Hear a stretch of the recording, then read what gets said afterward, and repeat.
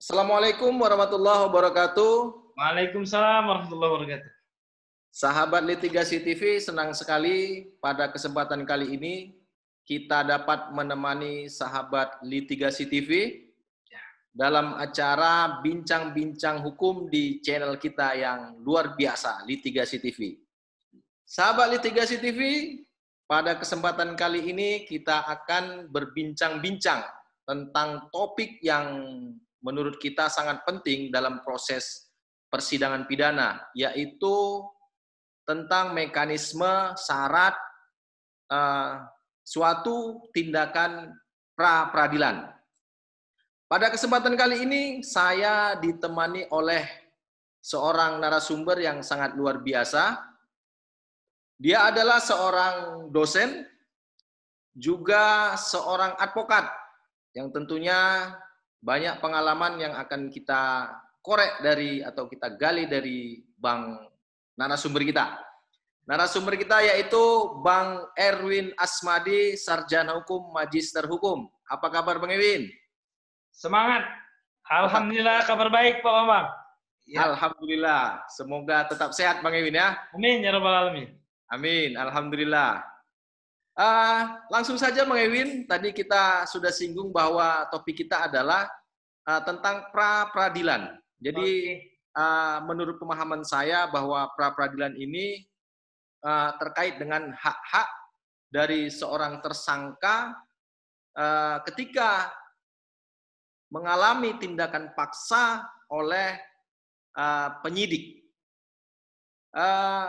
Mohon Bang Ewin berikan penjelasan ya kepada sahabat litigasi kita semua, apa sebenarnya pra-peradilan itu Bang Ewin? Baik, terima kasih Pak Bambang. Sahabat Litigasi TV yang saya hormati, tentu sebelum mengawali proses penjelasan tadi, saya menyapa dulu Litigasi TV, sahabat Litigasi TV, semoga kita kehidupan ini selalu sehat, walafiat, terutama dalam rangka menghadapi masa pandemi COVID ini. Tetap semangat tentunya dan tetap jaga kesehatan. Amin. Baik, menarik sekali materi kita pada pembahasan ini, Pak Bambang. Jangan menghumbang saya, nanti saya jatuh. Saya bukan advokat yang terlalu banyak pengalaman, tentu banyak senior di antara kita.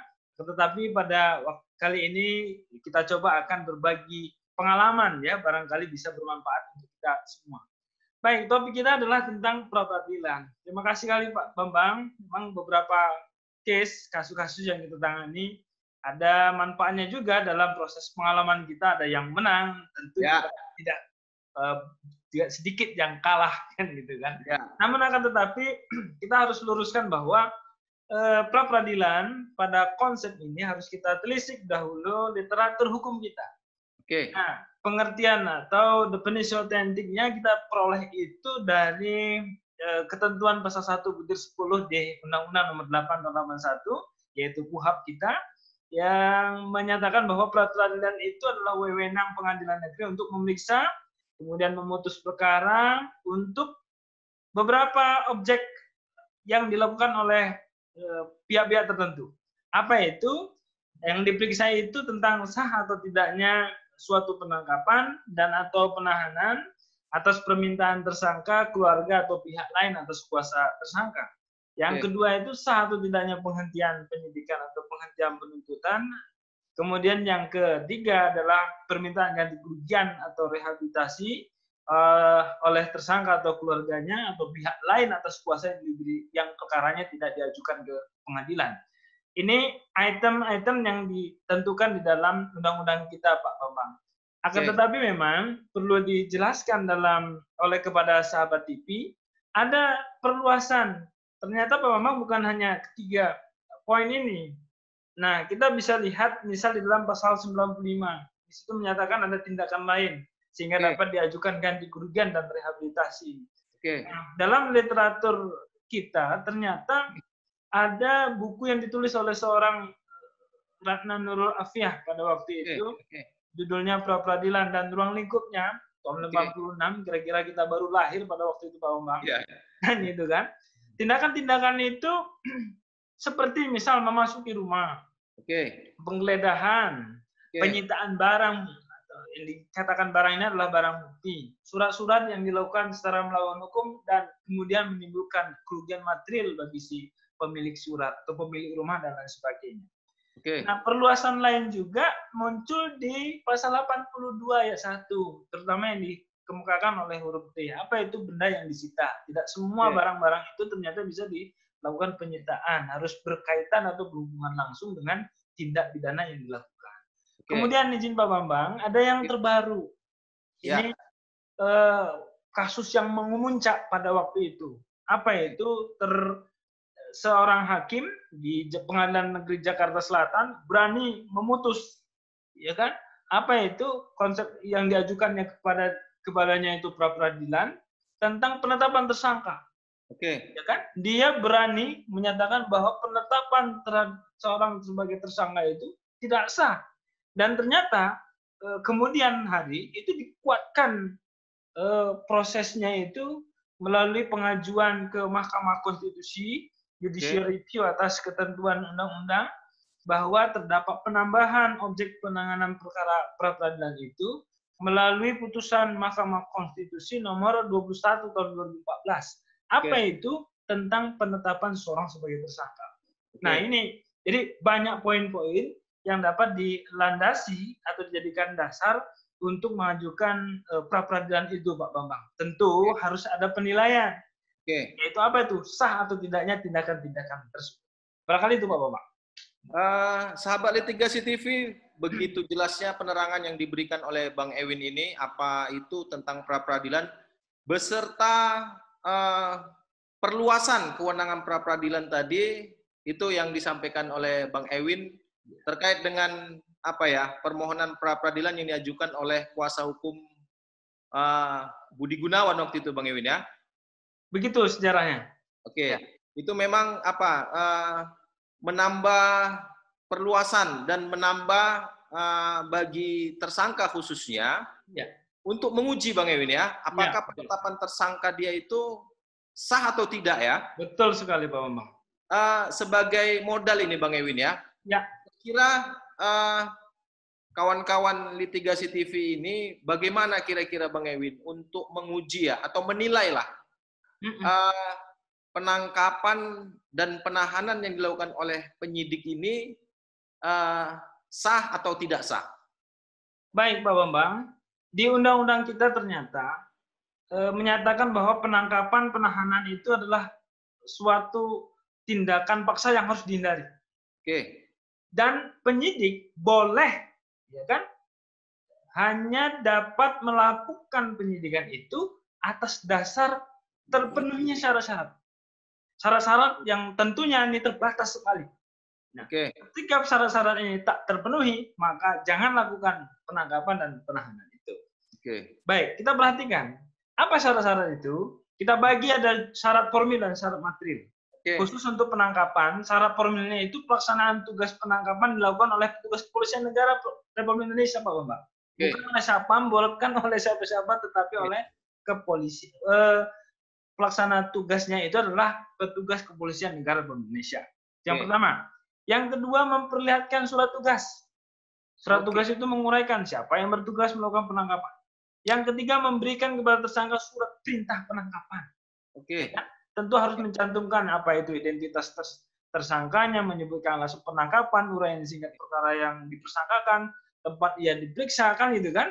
Dan yang terakhir syarat formilnya adalah tembusan surat perintah penangkapan itu harus diberikan kepada keluarga segera setelah penangkapan itu dilakukan.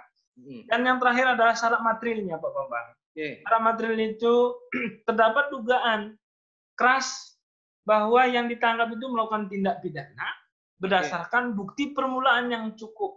Nah, Pak Bambang, disinilah korelasi untuk mengukur. Kalau salah satu di antara syarat-syarat ini tak terpenuhi, maka dapat dikatakan penangkapan itu dikatakan tidak sah. Itu untuk menilai penangkapan, Pak Bambang. Nah, bagaimana dengan penahanan? Nah, penahanan itu malah justru berat. Syarat-syaratnya, Pak Bambang? Iya.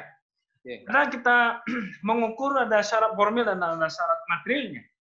Kalau syarat formilnya, kita bisa melihat pertama bahwa surat perintah penangkapan itu harus tercantum ya kan dalam sebuah surat perintah atau penetapan hakim, ya, yang isinya harus memuat identitas, menyebutkan alasan, uraian singkat perkara kejahatan, dan di dalamnya itu harus memuat di mana tempat ia ditahan.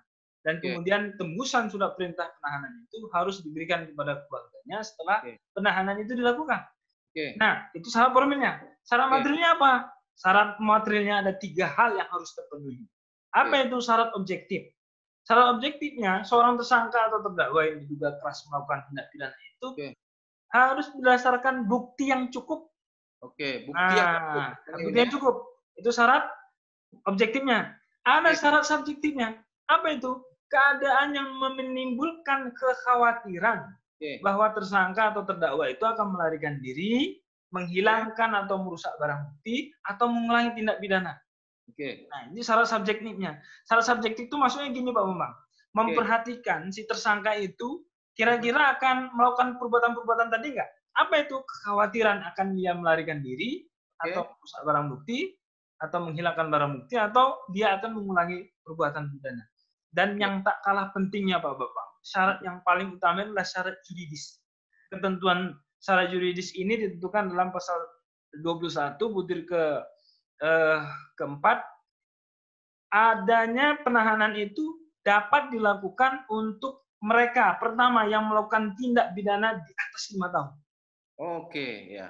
Ya kan? Yang kedua, tindak pidana yang diatur sedemikian rupa oleh pasal 21 ayat 4 butir. Pasal 21 ya. Iya, itu konsepnya Pak Bambang. Jadi untuk mengukurnya itu perhatikan syarat-syarat itu. Termasuk yang tadi untuk melakukan penggeledahan rumah, kemudian melakukan penyitaan dan lain sebagainya. Tentu KUHP itu mengatur sedemikian rupa, syarat-syarat sedemikian rupa yang tak boleh dilanggar dan harus ada pada saat proses-proses tindakan itu dilakukan. Begitu ya Pak Bambang. Memang ini penyidik memang harus ekstra ya dalam mengumpulkan bukti ya, alat bukti. Ketika menetapkan seseorang tersangka tadi ya. Ketika melakukan penangkapan terhadap tersangka atau melakukan penahanan terhadap tersangka gitu Bang Ewin ya. Betul Pak Bambang. Ini saya mengingatkan cerita Bang Ewin dulu ya. Ada pengalaman Bang Ewin ya ketika memenangkan pra-peradilan di Pengadilan Negeri Stabat waktu itu kalau nggak salah saya dulu ya. Sejarah terulang. Ya, saya bersama tim Bang Ewin waktu itu ya. Oke Pak Bambang. Saya ketika Bang Ewin cerita tentang syarat subjektif dan syarat objektif dari sebuah penangkapan mengingatkan saya tentang pengalaman yang telah dilakukan Bang Ewin ketika melakukan pra-peradilan dan memenangkan pra-peradilan itu. Boleh cerita sedikit Bang Ewin? Ya. Baik. Pada saat itu memang totalitas ya. Syarat-syarat yang ditentukan dalam rangka melakukan penahanan tadi, ternyata yang kita ulas bukan hanya kepada syarat-syaratnya. Tidak hanya sebagai syarat formil, juga syarat materialnya. Tapi semua gabungan dari syarat-syarat itu kita ulas dalam permohonan pra-peradilan. Barangkali ini juga akan mengulas bagaimana seseorang akan mengajukan proses pra-peradilan itu. Nah, ketika ada gambaran hal-hal yang saya sebutkan tadi, syarat-syarat yang dalam rangka melakukan penahanan itu tidak terpenuhi, maka itu harus dituangkan sedemikian rupa. Ya tentu memang keuntungan Pak Bambang kita terus belajar ini, tak boleh kita harus meninggalkan proses belajar ini adalah menggali kajian-kajian hukum ya. Mengapa misal kita dimenangkan pada waktu itu, tentu harus kita lihat keterpenuhan syarat ini. Dan ternyata memang dalam proses pra-peradilan itu jaksa sebagai selaku penyidik yang melakukan penahanan ini untuk tindak pidana khusus ya, ternyata tidak memperhatikan dan memenuhi syarat-syarat yang telah ditentukan itu, ya kan? Terutama untuk mengukur syarat material yang dugaan keras melakukan tindak pidana berdasarkan bukti yang cukup. Nah ini Pak Bambang, bukti yang cukup itu ternyata penjelasannya awalnya ya sebelum ada putusan Mahkamah Konstitusi terbaru, ukurannya adalah terdapatnya minimal sekurang-kurangnya 2 alat bukti yang disebut di dalam ketentuan pasal 184 butir pertama apakah itu keterangan saksi, apakah keterangan ahli, ataukah itu surat atau petunjuk atau keterangan terdakwa. Nah, ternyata dalam proses persidangan itu, ya kan, penyidik tidak mampu menghadirkan alat-alat pembuktian itu. Iya kan? Ya. Nah, bukan maksudnya memeriksa pokok perkaranya, tetapi ditunjukkan kepada hakim pra peradilan, Pak Hakim pra peradilan untuk melakukan penahanan kepada yang bersangkutan, kami punya alat-alat bukti. Apa saja alat buktinya? Kan gitu kan? Ternyata pada waktu itu tidak ada hubungannya dengan terdakwa klien kita itu, tersangka klien.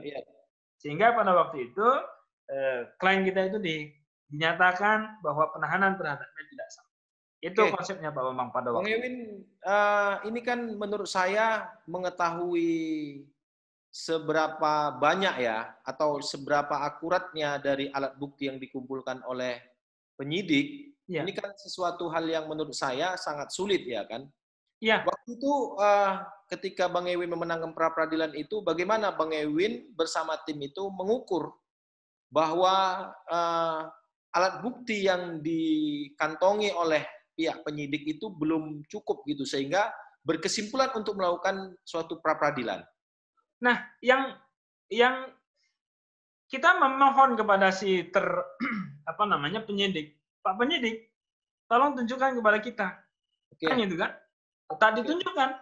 Ya udah, kalau tak ditunjukkan kita akan meminta pengadilan. Dan pada saat itu peradilan adalah peradilan pra peradilan itu sendiri untuk membuka semua akses itu. Silakan tunjukkan kepada kita mana alat-alat bukti yang dinyatakan bahwa klien kita itu dinyatakan bersalah. Nah, ternyata dibongkar sedemikian rupa, ya kan?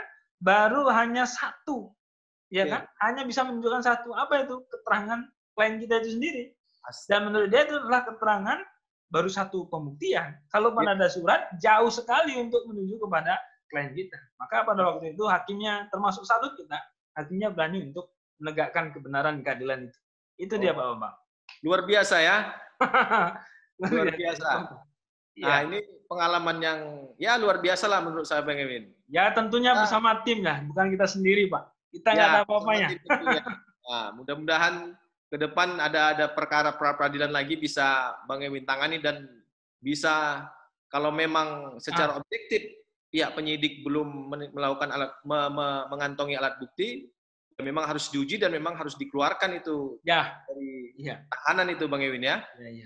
Tapi ada satu pengalaman yang menarik Pak Bambang. Walaupun pada waktu itu kita dikalahkan, tapi ada kepuasan batin yang luar biasa ya. Dimenangkan waktu itu ya? Ya, dalam rangka untuk melakukan penanganan perkara itu.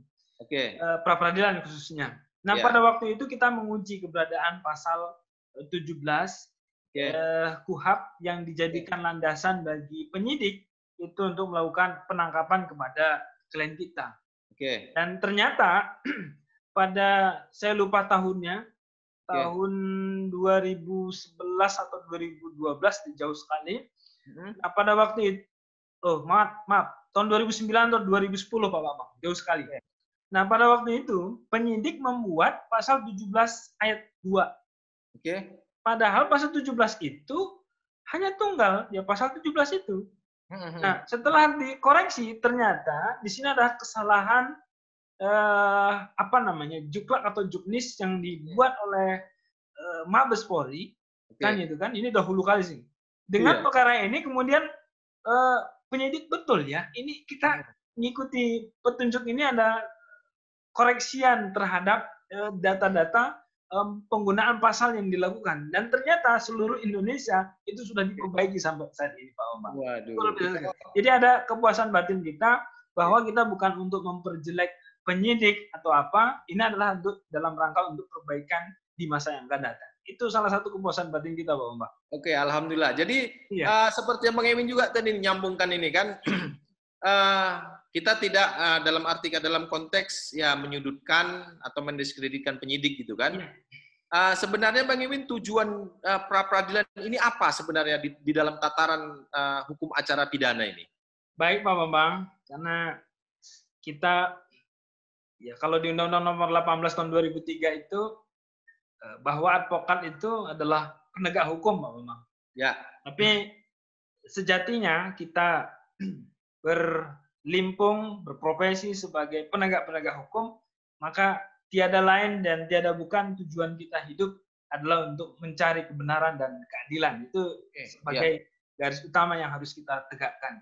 Tidak ada gium justitia ruet colum kan gitu kan? Tegakkanlah keadilan walau langit akan runtuh, itu juga menjadi bagian. Tapi yang mendasari proses pra-peradilan itu sendiri adalah keinginan dalam rangka mengkoreksi ataupun meminta kepada hakim, tolong Pak Hakim lihat dulu, ini ada suasana penangkapan, penahanan, tindakan-tindakan lain ataupun penghentian penyidikan yang menurut kita itu tidak sesuai dengan ketentuan yang berlaku. Tolong koreksi, kan itu kan? Betul atau enggak? Proses sah atau tidak? Bahkan itu Pak Bambang. Untuk menguji ya, untuk kontrol juga bagi penegak hukum lain ya. Terutama begitu Pak Bambang. Artinya sejatinya kerja-kerja penyidikan itu memang boleh dikontrol ya, bukan kita menelan mentah-mentah dan menerima mentah-mentah apa proses penyidikan kita persepsikan itu benar, tetapi kita boleh juga sebagai advokat, kuasa hukum dari tersangka untuk mengontrol ya, untuk menilai sah dan tidaknya penangkapan penahanan yang dilakukan oleh penyidik gitu Bang Ewin ya? Ya, itu di tangan hakim Pak Bambang. Yang menilai itu adalah hakim. Kita meminta kepada hakim dengan prosedur yang telah ditetapkan dalam undang-undang. Pak Hakim, mohon ini kami memperoleh suatu perlakuan yang tidak adil. Ada kesalahan-kesalahan dalam yang dilakukan selama proses penyelidikan-penyidikan yang menurut kita tidak sesuai dengan ketentuan hukum yang berlaku. Mohon koreksi Pak Hakim. Itu dia Pak Bambang. Kontrol ya, kontrol. Memang harus dikontrol setiap kewenangan yang dimiliki, Bang Iwin ya. Iya Pak Bambang. Tidak terjadi kesewenangan dia ya. Kewenangan dan melampaui batas yang telah ditetapkan. Batas ini yang gawat ini memang.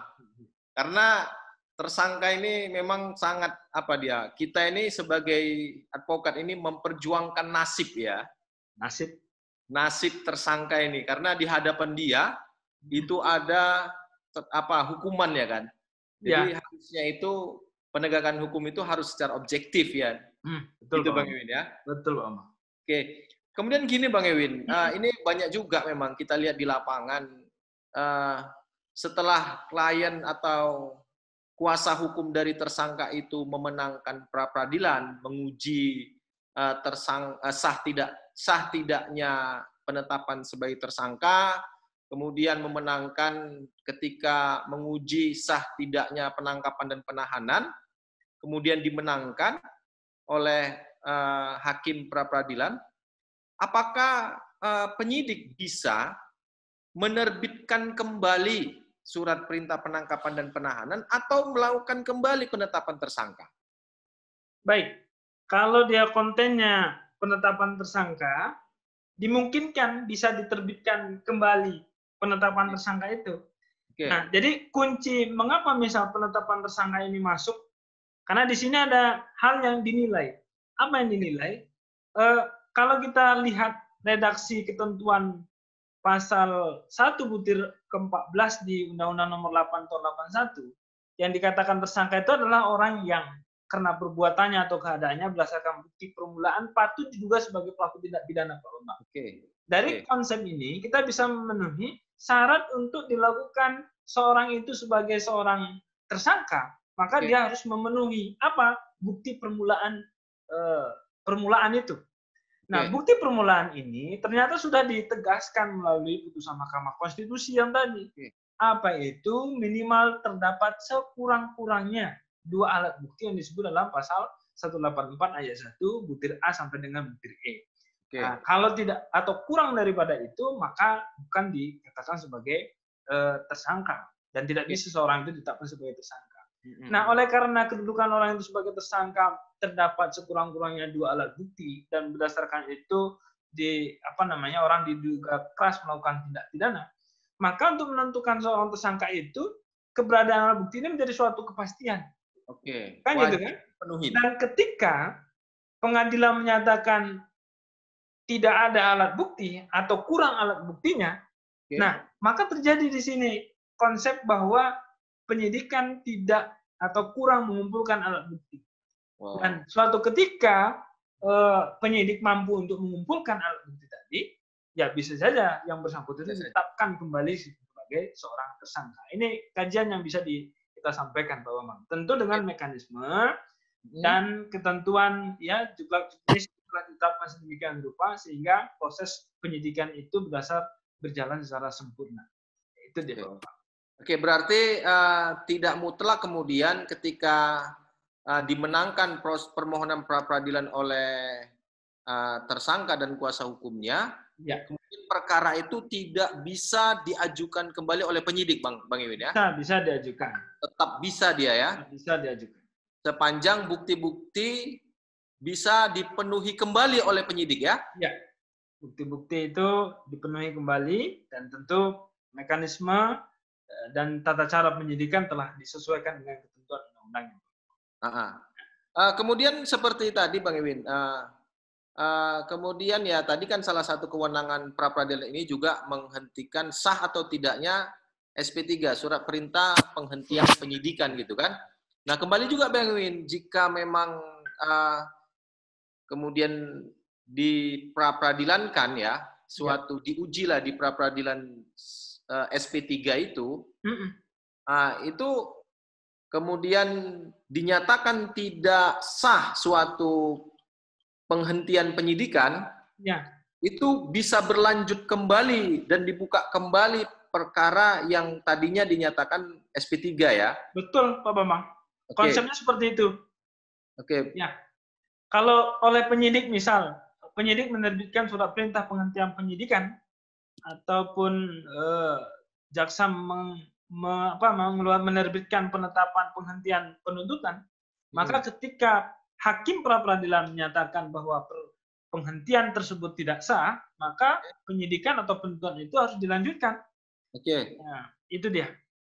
Tentunya harus dipenuhi bukti-bukti baru atau bukti-bukti lain gitu Bang Ewin ya, untuk membuka kembali kasus yang sudah di SP3 tadi. Nah, dalam konsep ini Pak Bambang, yang perlu dinilai bukan substansi perkaranya, tetapi keterpenuhan alat-alat pembuktian. Oke. Ya, kan gitu kan? Nah, keterpenuhan alat pembuktian tadi, kalau dia proses penghentian penyidikan, nah kita tinggal lihat, proses penghentian penyidikan itu kan ada syaratnya juga. Oke. Kan gitu kan? Apakah syaratnya demi hukum, apakah syaratnya kurang alat pembuktian, atau tindak pidana itu tindakan yang dilakukan itu bukan suatu tindak pidana. Oke. Atau menurut penyidik itu adalah perbuatan perdata misalnya. Kan itu kan yang masuk mekanisme proses penanganan perkara perdata. Dengan 3 alasan inilah penyidik itu menghentikan penyidikan. Akan tetapi ketika hakim pengadilan berpendapat perkaranya itu bukan perkara perdata, ini murni perkara pidana, atau kemudian dalam proses penanganan itu dikatakan tidak cukup alat bukti, ternyata setelah diperlihatkan oleh hakim pra-peradilan cukup alat pembuktiannya, atau ternyata demi hukum misalnya perkara itu dihentikan, misal karena daluarsa dan sebagainya, itu hanya penilaian sepihak dari seorang penyidik. Dan menurut hukum ini seharusnya dilanjutkan. Dan menurut kalau dia penyidikan, maka itu dilimpah saja ke penuntut umum untuk dilakukan proses penelitian oleh jaksa penuntut umum. Begitu dia Pak Bambang. Ya, jadi memang sisi yang berbeda ya antara tersangka dengan pelapor dia ya. Betul Pak. Mungkin tersangka ini sangat senang dia dihentikan penyidikannya ya kan, perkaranya itu ya kan. Betul. Tapi kalau pelapor inilah yang potensial berkeberatan untuk tindakan-tindakan SP3 ini ya. Dia ingin supaya perkaranya itu terus jalan dan tersangkanya diproses sampai dihukum gitu ya. Betul sekali Pak Bambang. Ya. Maka kita harus juga ketahui, pemirsa litigasi TV, kita harus ketahui juga subjek pengaju atau yang mereka yang sebagai pemohon pra-peradilan itu. Oke. Di sini ada kita klaster ya, kita tentukan misal yang disebut dalam pasal 79 KUHP. Di situ dikatakan bahwa pemeriksaan tentang sah tidaknya suatu penangkapan penahanan itu diajukan oleh tersangka, keluarga atau kuasanya. Oke. Sedangkan kalau dia tentang penghentian penyidikan atau penghentian penuntutan itu boleh diajukan oleh penyidik atau penuntut umum atau pihak ketiga yang berkepentingan. Tentu pihak ketiga yang berkepentingan ini bisa saja korban atau keluarga korban, Pak Bambang. Oke. Atau biasanya kalau pihak lain ini, pihak ketiga ini bisa apa ya? Perkara-perkara yang bersifat publik ya. Bisa jadi dalam kasus tertentu ini bisa dimungkinkan pihak pemohon itu tidak harus menjadi korban secara langsung, tetapi juga bisa korban yang tidak secara langsung mengalami tindak pidana. Ya. Tapi kontennya nanti hakim pra-peradilan akan melihat keterhubungan subjektivitas daripada si pemohon dengan objek perkara yang dimohonkannya itu. Oke. Ya. Sahabat Litigasi TV, ini pra-peradilan ini sangat strategis sebenarnya. Upaya hukum yang sangat strategis ketika kita akan menguji kewenangan-kewenangan yang dimiliki oleh penyidik tadi, seperti yang sudah dibilang dan diterangkan oleh Bang Ewin tadi. Kemudian gini Bang Ewin, ini terkadang juga dia sangat dilematis ya. Dilematisnya begini Bang Ewin. Ya. Kita selaku kuasa hukum dari tersangka itu sudah mengajukan pra-peradilan. Kita sudah mengkaji misalnya kan, sudah mengkaji surat-surat, kemudian seperti yang Bang Ewin bilang syarat-syarat sudah kita kaji, ternyata secara kajian kita duga ada sesuatu yang janggal atau ada cacat hukum dalam proses penangkapan dan penahanan itu. Dan kemudian kita ajukan permohonan pra-peradilan itu ke pengadilan negeri. Tetapi ketika kita ajukan, proses penyidikan yang dilakukan oleh penyidik ini dipercepat, Bang Ewi. Sampai dipercepat ya, kalau menurut kita ya tidak masuk akal lah gitu kan. Tetapi karena memang penyidik ini bekerja secara kilap ya, ngebut dia kan. Perkara itu, berkas perkara dilimpahkan ke penuntut, P21, P22, kemudian dilimpahkan ke pengadilan. Nah, kemudian pra-peradilan kita digugurkan, permohonan kita dinyatakan gugur, Bang Ewin. Iya. Menurut Bang Ewin, apakah hal yang seperti ini menciderai rasa keadilan bagi tersangka? Kalau menurut kita tidak seperti itu, Pak Bambang. Oke. Ini pra-peradilan adalah ruang yang diberikan oleh hukum untuk kita mengajukan hal-hal yang tidak baik dilakukan oleh penyidik ataupun penuntut umum dalam rangka melakukan tugas-tugasnya. Akan tetapi kita harus ingat, ada upaya yang dapat kita ajukan dalam proses pengadilan itu. Begitu perkara, walaupun pra-peradilan itu nantinya termuat berbagai muatan-muatan yang isinya dugaan-dugaan pelanggaran atau maladministrasi proses penyidikan dan penuntutan, proses-proses ini bisa kita ajukan ke eksepsi, Pak Bambang.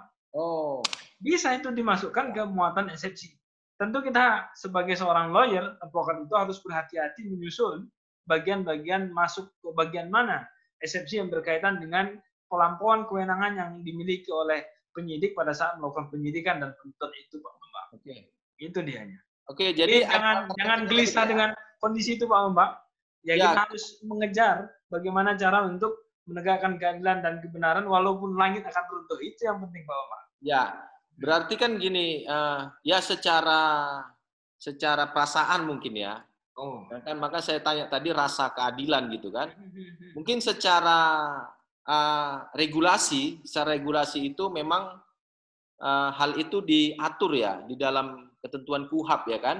Jadi di ketentuan KUHAP itu ketika diajukan di pengadilan dan pada saat dimulainya sidang pertama itu permohonan pra-peradilan itu gugur dia, secara otomatis gugur dia ya. Betul Pak Bambang. Ini kan pasti ada kekecewaan. Kenapa sih penyidik tidak memberikan kesempatan kepada tersangka lah katakan atau kuasa hukumnya untuk menguji terlebih dahulu memang benar atau tidak proses penyidikan atau proses penangkapan dan penahanan yang dilakukan. Harusnya fair dia kan, harus dikasih kesempatan yang sama dia. Gimana kira-kira menurut Bang Ewin ini? Pak Bambang, kita harus juga paham akan situasi kondisi bahwa ketentuan mengatur sudah sedemikian rupa. Ya. Nah, sehingga penyidik juga itu tidak lantas harus kita bilang, wah ini penyidik ini harus seperti ini. Tidak boleh kita begitu, Pak Bambang. Tapi kita sampaikan saja bahwa kita harus optimis dengan proses penegakan hukum itu. Ini dipercepat. Oh, justru percepatan itu adalah dalam rangka untuk memenuhi asas peradilan. Apa itu peradilan cepat, sederhana, dan biaya ringan? Dengan makin cepatnya dia menangani proses perkara ini. Bayangkan Pak Bambang, hari ini memang dalam kasus-kasus tertentu orang yang ditahan itu proses perkaranya itu percepatan yang dilakukannya adalah dalam rangka mengejar lamanya penahanan. Misal, kalau dalam proses penyidikan itu penahanan dapat dilakukan 20 plus 40, ya kalau bisa cepat penanganan perkara itu. Bila perlu 20 hari tuntas, tidak ada lagi masa perpanjangan. Supaya apa? Supaya tersangka tadi atau terdakwa itu memperoleh peradilan yang cepat, yang sebagaimana yang diharapkannya. Nah, itu konsepnya Pak Bambang. Kalaupun tadi ada hal-hal yang memang mau kita uji terkait dengan proses penahanannya, proses penangkapannya, proses-proses lain yang itu merupakan tindakan-tindakan paksa yang melampaui batas wewenang yang telah ditetapkan undang-undang, yaitu masuk karena eksepsi. Kita masukkan ke eksepsi aja Pak Bambang. Ada alternatif ya? Iya, diuji kembali. Dalam kasus-kasus tertentu, saya ingat Pak Bambang. Misal, proses penyidikan tidak didampingi oleh penasihat hukum. Kan itu kan, walaupun dia bukan objek pra-peradilan, akan tetapi kita harus ingat bahwa proses yang diatur sedemikian rupa oleh KUHP tak dijalankan pada saat proses penyidikan, itu sebagai gambaran bahwa proses penyidikannya tidak sah. Kalau proses penyidikannya tidak sah, maka berita acara sebagai wujud daripada berkas perkara yang diajukan ke penuntut umum dan penuntut umum mengajukannya proses persidangan, dan itu juga sebagai bahan untuk dibuat sebagai surat dakwaan, maka surat dakwaan tidak sah. Ya, itu alur pemikiran kita bahwa kalau ada tindakan-tindakan melampaui batas kewenangan tadi dilakukan selama proses penyidikan, maka hal itu bisa masuk pada ranah eksepsi yang bisa diajukan di dalam proses persidangan pertama. Gitu dia Pak Bambang. Alternatif dia ya. Ketika Jadi rasa pesimisnya itu harus kita kembalikan ruhnya untuk mencari kebenaran itu, tidak hanya sebatas di proses itu. Tidak bisa kita lakukan di pra-peradilan, tapi kita bisa mengajukan di kita uji kembali kepada proses di persidangan. Persidangan pokok perkara ya. Pada saat pemeriksaan pokok perkara. Oke. Di awal tadi Bang Ewin ada katakan ya untuk menilai bahwa penangkapan dan penahanan ini tidak sah, itu secara administratif harus dipenuhi surat perintah Bang Ewin ya. Ya. Oke, khusus proses penangkapan Bang Ewin, apakah apakah semua jenis penangkapan itu harus disertai dengan surat perintah penangkapan? Ini supaya tidak gagal atau tidak salah paham ya, sahabat-sahabat. Oh iya, tadi ada kondisi tertangkap tangan ya Pak Bambang. Ya. Tidak hanya kondisi tertangkap dalam hal yang biasa, tetapi juga kondisi orang tertangkap tangan itu tanpa dipenuhi surat perintah penangkapan. Mengapa demikian? Karena kondisi tertangkap tangan ini harus kita telusur juga keberadaannya. Nah, ada kadang begitu orang tertangkap, mana surat perintah penangkapan, padahal pada saat dia ditangkap itu sedang melakukan tindak pidana misalnya. Dan kalau kita bahas ketentuan pasal 1 butir ke kondisi tertangkap tangan itu. Yang pertama harus kita uji pengertian tertangkap tangan itu. Pertama, dia tertangkapnya seseorang pada saat melakukan tindak pidana. Pada saat melakukan tindak pidana. Kan begitu kan? Itu yang pertama. Pada saat melakukan tindak pidana ini, disitulah dia tertangkap. Atau dengan segera sesudah beberapa saat tindak pidana itu dilakukan. Kan gitu kan? Yang ketiga, sesaat kemudian diserukan oleh khalayak ramai. ya kan, sebagai orang yang melakukan tindak pidana. Atau yang keempat, apabila sesaat kemudian ditemukan benda yang diduga keras telah dipergunakan untuk melakukan tindak pidana itu. Nah, inilah kondisi yang tertangkap tangan itu. Dalam kondisi tertangkap tangan, penyidik tidak perlu menunjukkan surat perintah penangkapan itu, Pak Bambang. Nah, langsung ditangkap, dibawa ke hadapan penyidik atau penyelidik untuk dilakukan proses selanjutnya. Nah, itu gambaran kondisi yang tidak memerlukan surat perintah penangkapan itu, Pak Bambang. Jadi dalam hal penangkap tangan ini tertangkap tangan ini sebenarnya tidak hanya kepolisian ya, atau tidak hanya penyelidik atau kepolisian yang bisa tertangkap tangan, melakukan kondisi tertangkap tangan, ya betul. Tangkap tangan itu ya. Tapi masyarakat juga sebenarnya bisa ya. Nah, itu nanti itu kondisi tertangkap tangannya, Pak Bambang. Ya. Bisa ya. Jadi tetapi jangan dihakimi ya kan. Jangan dihakimi sendiri ya kan. Masalahnya di situ, Pak Bambang. Begitu ada tahu dia maling, langsung menghajar. Bila perlu itu yang bahaya, kasihan. Jadi kita himbau juga ini kepada masyarakat, Bang Ewin. Kalau menemukan pelaku-pelaku tindak pidana, boleh menangkap ya kan? Iya. Boleh menangkap, tetapi jangan dilakukan main hakim sendiri ya kan? Betul. Jangan sampai meninggal dunia ya kan? Betul. Nah, ini dapat menimbulkan perkara baru jadinya terhadap pelaku-pelaku penganiayaan ataupun sampai menghilangkan nyawa ya kan? Banyak kasus-kasus yang perkara-perkara yang dihasilkan dari proses main hakim sendiri, Pak. Ya. Maka kita himbau juga kepada sahabat litigasi TV, jangan main hakim sendiri, kita serahkan kepada yang berwajib, kita percayakan kepada Kepolisian Negara Republik Indonesia untuk memprosesnya ini, Pak. Iya. Jadi jangan supaya jalankan aja sesuai porsinya ya. Ada kepolisian ya, proseslah secara kepolisian ya kan. Betul. Tapi kadang-kadang orang nggak puas gitu, Bang Ewin. Gimana itu, Bang Ewin? Puas tidaknya memang ini gambaran sosiologis yang harus menjadi kacamata yang harus kita pandang, Pak Bambang. Karena begini juga, kemarin ditangkap, langsung keluar, kan gitu kan?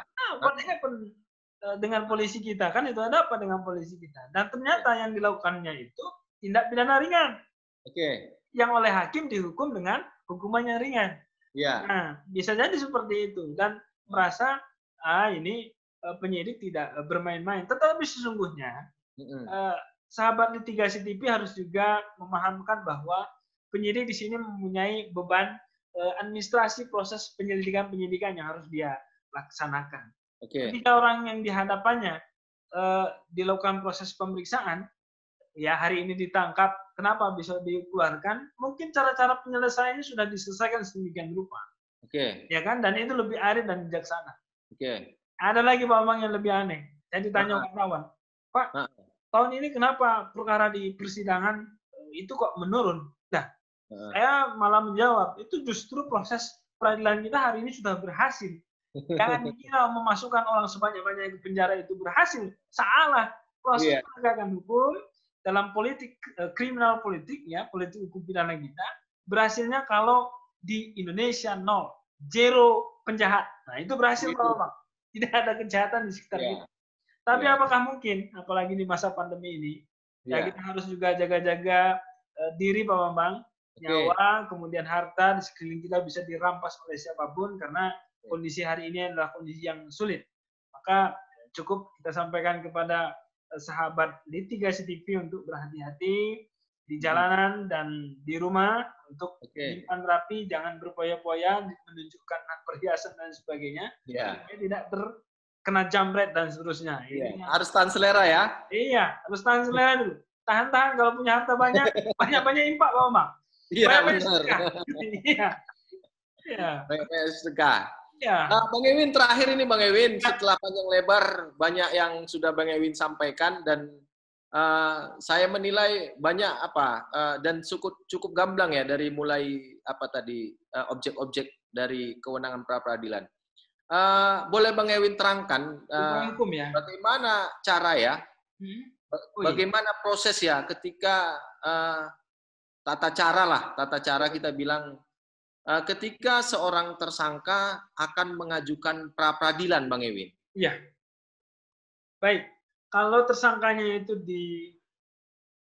ditahan di rumah tahanan negara yang dia tidak memperoleh bisa ke persidangan, dia bisa menguasakan Pak Bambang seorang penasihat hukum atau memberitahukan ke keluarganya bahwa ianya memperoleh perlakuan yang tidak baik selama proses penangkapan atau penahanan atau terdapat tindakan-tindakan paksa yang lainnya. Kemudian keluarga ataupun nanti kalaupun dia ditemukan atau dia tidak mampu, ada saat ini pemerintah kita, negara Republik Indonesia telah memberikan kesempatan yang seluas-luasnya dalam rangka untuk memberikan bantuan hukum kepada lembaga-lembaga bantuan hukum, ya kan, atau organisasi bantuan hukum untuk mendampingi atau diberi kuasa untuk menangani perkara itu. Nah, kemudian kalaupun mau maju sendiri silakan. Karena di pengadilan itu nanti dipersiapkan sebuah kepanitraan yang menampung bagaimana proses pengajuan pra peradilan itu diterima oleh pengadilan itu.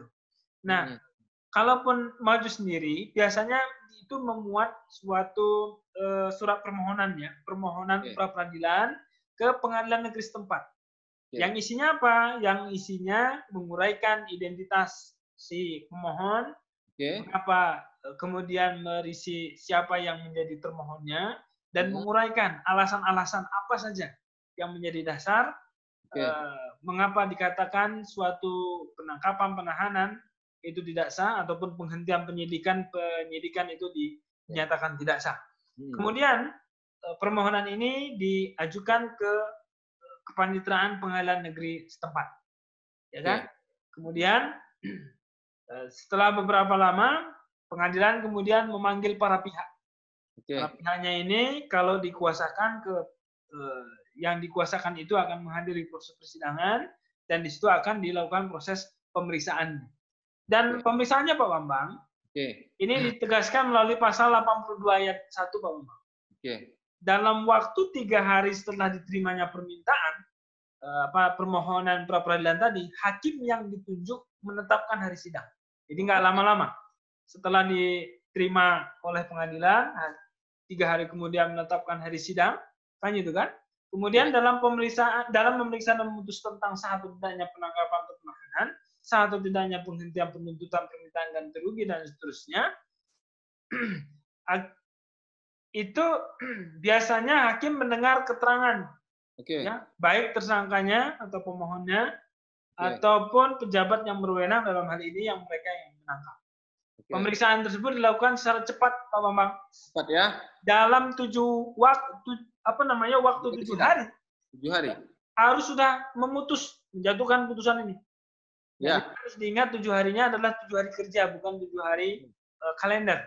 Ini timbul penafsiran yang berbeda. Tetapi memang dalam proses persidangan yang hari ini ada tentang pra peradilan ini, 7 hari tersebut dihitung adalah 7 hari kerja, ya kan, bukan 7 hari kalender.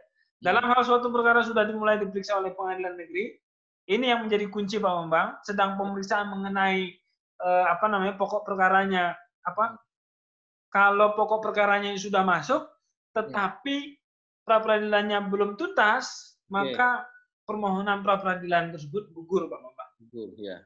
Ya, ini ketentuan yang disebutkan dalam KUHP kita. Kemudian putusan pra peradilan tersebut tidak menutup kemungkinan untuk diadakan pemeriksaan pra peradilan lagi. Nah, kalau dia tadi penyidikan pra peradilan, kemudian dilanjutkan pada proses penuntutan pra peradilan lagi, tidak boleh dilakukan seperti itu sebelum persidangan pokok perkaranya belum dimulai, Pak Bambang. Itu dia, Pak Bambang. Jadi memang sebelum kita mengajukan permohonan pra peradilan, kata kuncinya harus menyusun permohonan pra peradilan. Betul.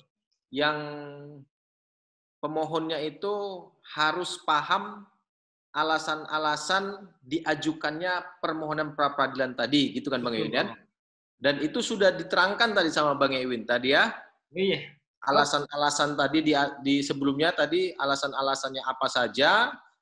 Jadi kalau diajukan langsung oleh tersangka yang tidak ditahan atau oleh keluarga tersangka, mungkin ini apa ya, harus lebih detail memahami ya tentang syarat-syarat, karena memang ketika kita tidak detail menyusun permohonan pra peradilan itu sangat riskan untuk ditolak permohonan kita, Bang Iwin ya. Ya. Oke. Ada dua hal, tidak diterima atau ditolak. Ya. Makanya harus detail ya, dan alasan-alasan hukumnya itu harus tepat ya. Ya. Mungkin kalau rekan-rekan advokat paham itu ya kan? Pastinya mereka sudah pelajari hal tersebut, ya. Oke. Karena selain di bangku kuliah, ini di fakultas-fakultas hukum sudah banyak menyusun draft-draft atau cara-cara mengajukan pra peradilan itu, Pak Omar. Oke. Itu merupakan kompetensi. Kalau di fakultas hukum UMSU, nah itu jadi salah satu kompetensi anak didik kita. Oke, ada apa? Praktek ya, praktek pra peradilan atau praktek peradilan ya. Oke. Itu menghantarkan mahasiswa itu supaya tampil nanti memahami, ataupun yang mau jadi jaksa, mau jadi hakim, mau jadi advokat itu sudah ready, dia udah siap, udah terbekali dengan pengetahuan-pengetahuan hukum plus prakteknya, Bang Iwin ya. Wah iya, sudah. Justru pastinya seperti itu, Pak Omar. Oke.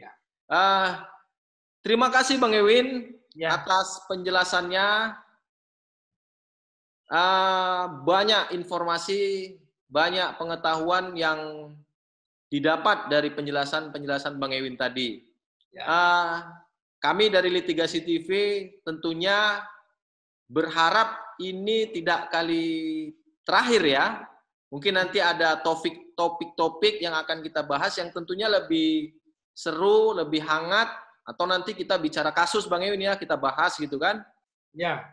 Ya, nanti kita tentukan. Kita tunggu undangan Litigasi TV supaya sahabat-sahabat Litigasi TV bisa melihat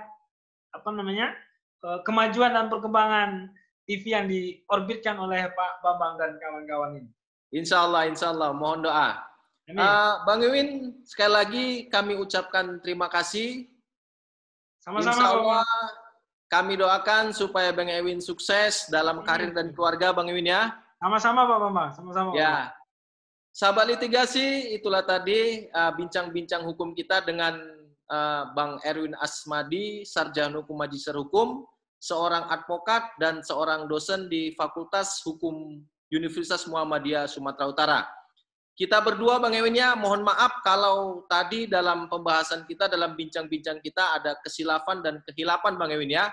Tentunya begitu Pak Bambang, karena kita bukan makhluk yang sempurna, kesempurnaan hanya milik Allah Subhanahu wa taala. Insya Allah ya. Jadi kita berdua mohon undur diri, mohon maaf jika ada kesalahan dan kehilapan dalam kami menyampaikan hal-hal yang telah kami sampaikan tadinya. Akhirnya kami mengucapkan wassalamualaikum warahmatullahi wabarakatuh.